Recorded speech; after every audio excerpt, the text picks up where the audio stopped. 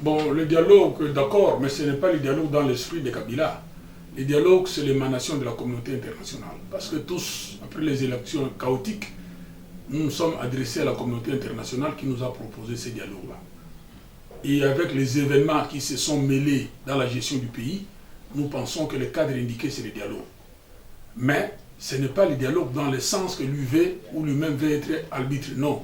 Parce que c'est lui qui est le problème avec les autres partis politiques et la population congolaise qui a rompu la confiance en lui. Donc c'est ce dialogue-là, ce n'est pas le dialogue où M. Kabila convoque lui-même l'arbitre, lui-même le maître, non. Et à l'UDPS, nous sommes d'accord pour le dialogue, mais un dialogue sous la médiation internationale.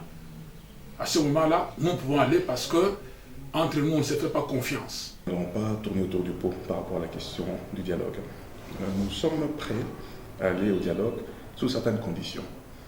Dialoguer pour parler de quoi? Certes, c'est une vertu, le dialogue dans nos traditions africaines, mais nous sommes fixés des limites compte tenu des engagements que nous avons au sein de la plateforme, au sein du G7, et donc par solidarité avec la ligne directrice qui oriente toute notre action politique.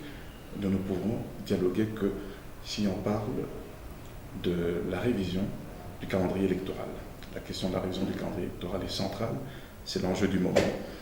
Et le respect des délais constitutionnels, ça on ne peut pas y déroger. Réformer le calendrier électoral, le rendre réaliste et éviter tout partage du pouvoir, respecter les délais constitutionnels, ça c'est vraiment les limites que nous sommes fixées.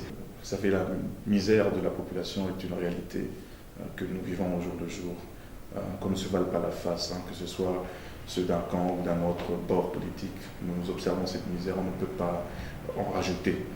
Donc il faut vraiment que les esprits s'apaisent, qu'on converge vers la fin de cette législature en toute quiétude, parce qu'in fine, nous travaillons pour l'intérêt du peuple congolais. Et je crois que c'est l'appel qui a été lancé par le président Gabriel Kibouakoumouaza, que je salue avec respect.